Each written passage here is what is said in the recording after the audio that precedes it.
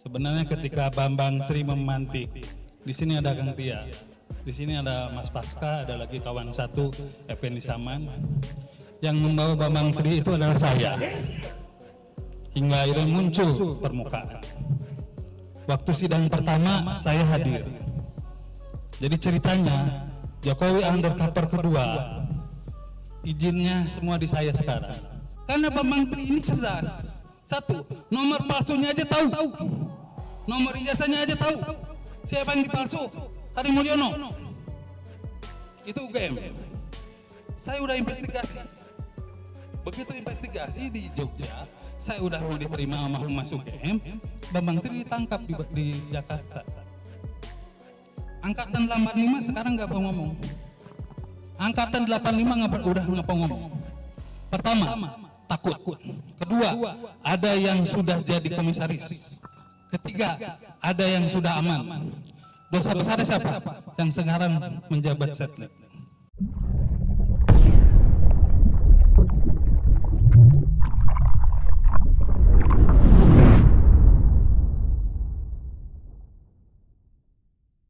Ijazah palsu atau ijazah asli. Sebenarnya ketika Bambang Tri memantik, di sini ada Kang Tia, di sini ada Mas Pasca, ada lagi kawan satu Effendi Saman. Yang membawa Bambang Tri itu adalah saya. Hingga akhirnya muncul permukaan. Waktu sidang pertama saya hadir. Jadi ceritanya Jokowi undercover kedua, izinnya semua di saya sekarang. Kalau mau diterbitkan, Kang Dindin tahu waktu saya bawa ke beberapa jenderal, mau nggak menerbitkan Jokowi undercover.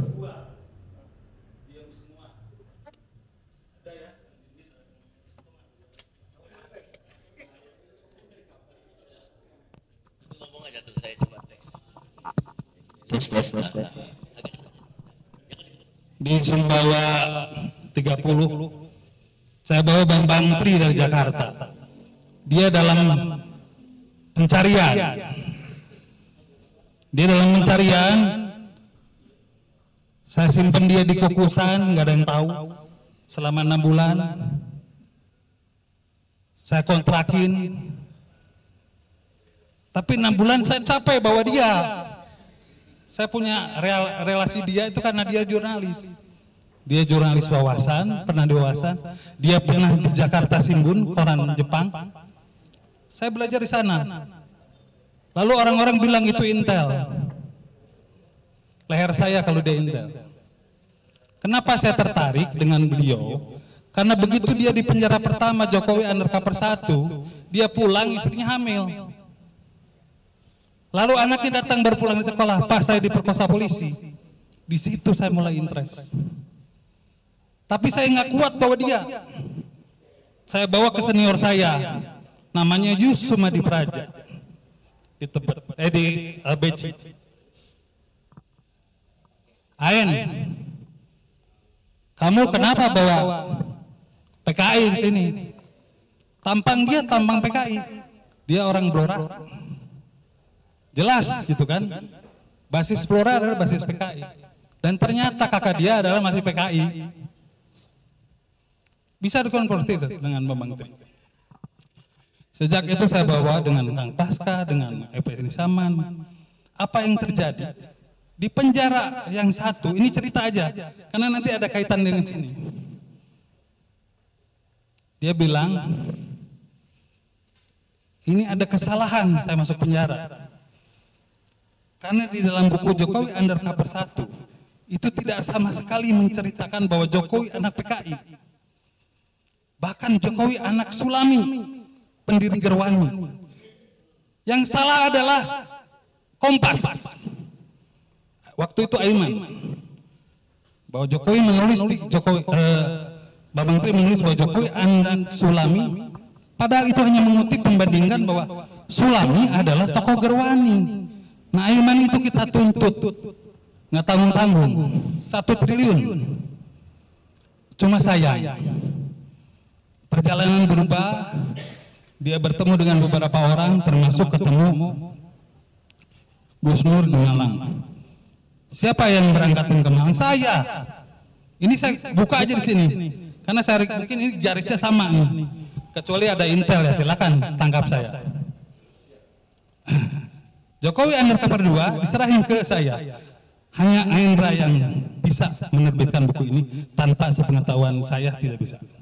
Kata Bambang. Diteleponlah saya sama Gus Nur, belum tangkap nih. Mas Aindra, saya terbitin sekarang buku Jokowi undercover 2. Masih ada di saya datanya semua. Oh enggak, Gus Nur. Karena kalau diterbitkan sekarang, konyol. Apa yang terjadi? Makanya Kang Tia bilang bahwa Bambang Tri di penjara bukan karena buku. Soal muhabalah bersama Gus Nur. Di sidangnya pun begitu. Dan Gus Nur tiba-tiba di perjalanan merasa dijebak sama Bambang Tri. Yang untung siapa? Para YouTuber. Kenapa saya bilang YouTuber? Mungkin Bang Edi belum ngambil waktu itu. Yang untung pertama adalah Gus Nur, yang kedua adalah Refli Harun, yang ketiga adalah Rama Sarita. Setelah beres Rama Sarita di YouTube, hanya 20 menit kalau nggak salah dia ditangkap di Hotel Sofian. Waktu itu sama pelukis teman saya. Bro, gua ditangkap. Iya, cepat aja beres. Tanjung. Jadi saat ditangkap, dia datang ke Jakarta gara-gara preskon sama Egy Sujana dan kawan-kawan. Jadi putuslah harapan saya untuk meluruskan dia dengan jalan yang benar. Begitupun Bang Pasca, udah enggak, biarin aja dulu. Nah, di dalam perjalanan ini saya sempat bilang, ayo saya modalin untuk bikin diskusi soal ijazah palsu. Nggak ada satupun aktivis yang respon. Nanti pernah saya bilang kan, mau Prode, mau siapa, saya mau siapin gedungnya, nggak ada yang mau. Ini ngomong aja karena saya 6 bulan bersama Menteri. Nah, ketika ada soal hanya Bandung nih yang berani bilang gitu, kan sebenarnya ini soal ini sindiran benar ini. Bahkan anaknya pun sekarang kan Roy Suryo membongkar, tidak ada dalam foto ijazahnya anaknya. Jadi teng manuk teng, kata orang Sunda, anak meranggo kunjungan. Ya kan? Kalau nggak salah ya bahasa Sundanya. Kalau bahasa Indonesianya apa? Daun tidak pernah jatuh jauh dari pohon. Ya buah atau daun apapun lah. Sama. Daun bisa angin, tapi tetap bahwa itu pohonnya sama. Ya, karena yang nanam pohon buah jarang sekarang. Oke.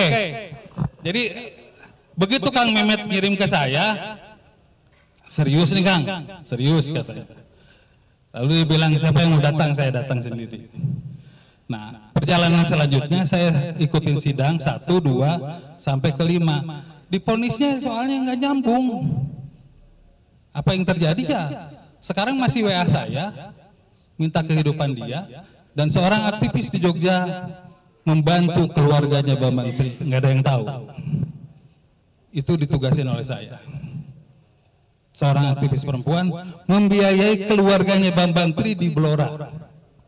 Oke, sampai sini saya hanya ingin gambarin ketika kawan-kawan Kang Tia bersama Mat Kepal, ya oke, itu saya bilang sampaikan, ini biaya murah untuk menurunkan Jokowi. Apa itu? Ijazah palsu. Nggak ada yang bergeming. Semua nggak ada yang bergeming. Bahkan Kang Rijal sudah saya bilangin, Kang, saya punya 8 tuntutannya, tapi di luar urusan hukum. Saya sampaikan di sini soal ijazah ini berbahaya. 1, kalimat Kang Tia kan tadi jelas, tembak kepala saya. Tapi Kang Tia salah ngomong. Tembak kepala saya jika ijazah Jokowi asli. Sebenarnya kalimatnya nggak gitu. Tembak kepala saya jika Jokowi bukan palsu ijazahnya. Kalimatnya gitu. Karena Bambang Tri ini cerdas. 1, nomor palsunya aja tahu. Nomor ijazahnya aja tahu. Siapa yang dipalsu? Hari Mulyono. Itu UGM. Saya udah investigasi. Begitu investigasi di Jogja, saya udah mau diterima sama Humas UGM, Bambang Tri ditangkap di Jakarta. Angkatan 85 sekarang nggak mau ngomong. Angkatan 85 udah ngomong. Pertama, takut. Kedua, ada yang sudah jadi komisaris. Ketiga, ada yang sudah aman. Dosa besar siapa? Yang sekarang menjabat setnek. Dia adalah rektor. Ya. Nah, saya cerita sedikit aja. Mungkin Mas Pak Dindin dengar. Sutioso waktu itu kepala BIN beli buku Jokowi Undercover 1. Lewat siapa? Lewat intelijen. Intelijen siapa? India. Kan gila. Harganya berapa Pak Menteri? Harganya 5 juta. Buku harga 150.000. Lalu Kang Yayat, Jenderal Yayat, ngomong, saya pernah punya buku itu. Tapi sejak buku itu saya pegang, saya dipanggil atasannya. Siapa? Wiranto. Dia nggak pegang. Nah ini bikin aslinya mau nih, ada Bapak Menteri. Saya kasih PDF-nya. Kalau mau di sini, saya kasih PDF-nya 1 dan 2. Silakan mau disebarin. Tapi untuk yang 2 tidak bisa karena akan dicetak setelah Jokowi turun. Makanya tujuan di sini kalau Jokowi turun, buku ini aman.